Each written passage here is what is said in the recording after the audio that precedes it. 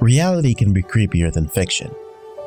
What's truly terrifying are the things that go bump in the night, with the macabre twists of fate and life, especially when they get more horrifying the deeper you pry into them, such as the story of old Aunt Mary. Mary wasn't my aunt, but a friend of mine's. He's told me the story since I've shared my own childhood tale of Gurgles and Bugman. As it's a very personal family matter, the names have been changed to protect their privacy. Old Aunt Mary was the eldest of 4 children. She was unmarried for the first 40-odd years of her life, so she was always spoiling her nieces and nephews with indulgent gifts. She was everyone's favorite aunt. However, deep down, she was very lonely.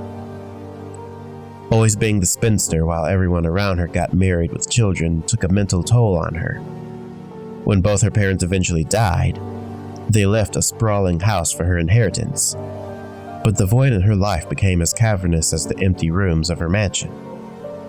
Shortly after her 46th birthday, she surprised everyone by announcing her sudden wedding to Stanley, a man she'd known for only 2 months. It was clear, though, they were deeply in love with each other. He was only slightly younger, 39 years old, as charming, fit, and generous a soul as Mary was. Whilst no one knew much about Stanley, they all loved and welcomed him to the family. They were also secretly relieved that Mary had found happiness after all those years of solitude. A month after the wedding, they took a honeymoon of a lifetime, spending a year to travel across the world. Every few weeks, a postcard would arrive from various exotic locations exclaiming how much fun they were having. Everything seemed perfect until the couple returned from their trip. Living together at the mansion, Mary started to change. She stopped sleeping in the same bed as Stanley, then insisted that they have separate rooms. Before long, she was claiming to hear strange noises throughout the house, her name being called out during the night, furious scratching sounds echoing in the hallways, or mournful wails that seemed to come from the walls themselves. The more Stanley tried to comfort her, the more terrified she became. She would yell and scream at him to stay away and to not touch her. She would spend days barricading herself up in a room, crying and babbling, slowly going insane from the filth that would accumulate, the mental isolation. Eventually, the family got her to a psychiatrist who diagnosed her with a type of paranoid schizophrenia known as Capgras syndrome. It's a rare condition where the victim believes that someone close has been replaced with an identical imposter. She claimed that Stanley was not her husband, but something that looked, acted, and pretended to be Stanley.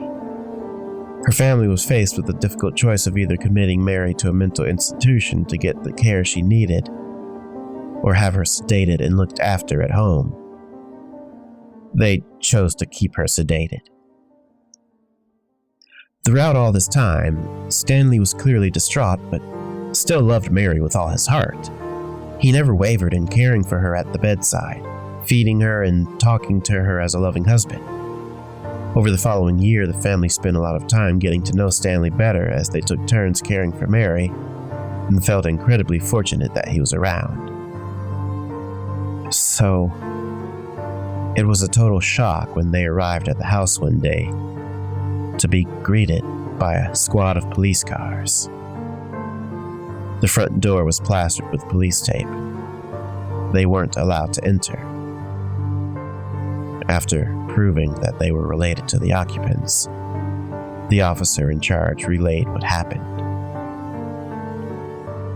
That morning, Aunt Mary's body was found at the base of an ocean cliff about a half-hour's drive away.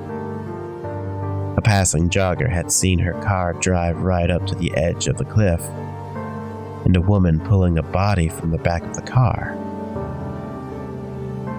After calling the police, he then witnessed Mary stabbing a male body several times with a large kitchen knife. She then rolled the body off the cliff into the waters below, and started to laugh uncontrollably for minutes on end. When the police arrived, she had simply turned and smiled, then jumped off the cliff to her death.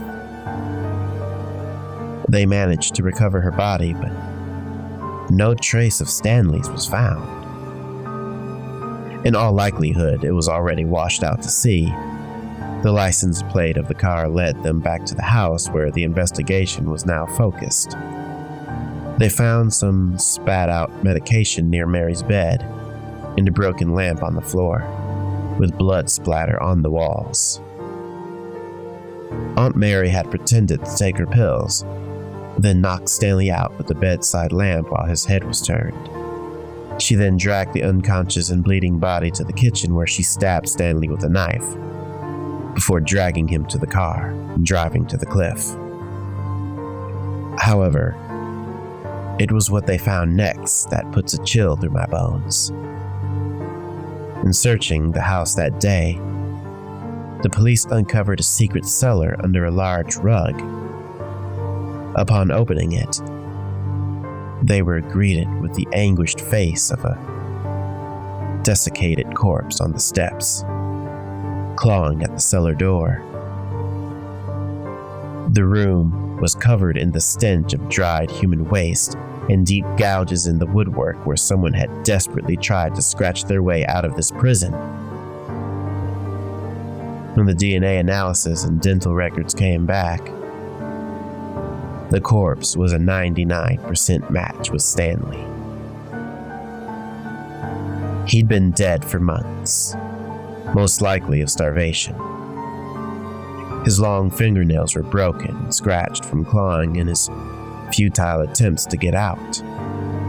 Stanley was the thing that went bump in the night.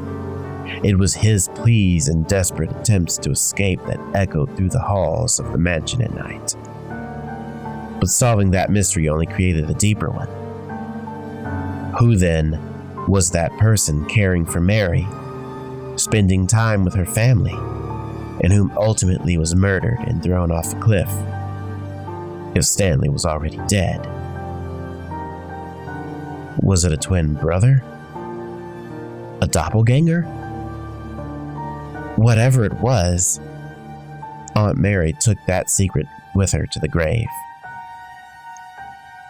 What haunts me most, though, is the thought that maybe she was perfectly sane throughout it all, and it was the world itself that was truly crazy. Reality is indeed creepier than fiction. Hey folks, Nerdcore Creep here. Hope you enjoyed the video. If you did, be sure to leave a like or a comment. Make sure you subscribe if you haven't already, and share the channel with your friends. Also, if you'd like to help support the channel, consider becoming a patron. Becoming a patron grants you access to exclusive content such as MP3 downloads, patron-only updates, your name in the credits at the end of my videos, verbal shoutouts, early access, and more. Also, if you'd like some merch, be sure to stop by the Teespring merch shop. I've got a couple items on there for sale at the moment, and I've still got some ideas to create some more merchandise. If you have any suggestions, be sure to let me know. If you have a story you'd like me to narrate, be sure to contact me on Reddit or Twitter, or you can email me directly at NerdxCorexCreep@gmail.com. And with that, have a creepy night.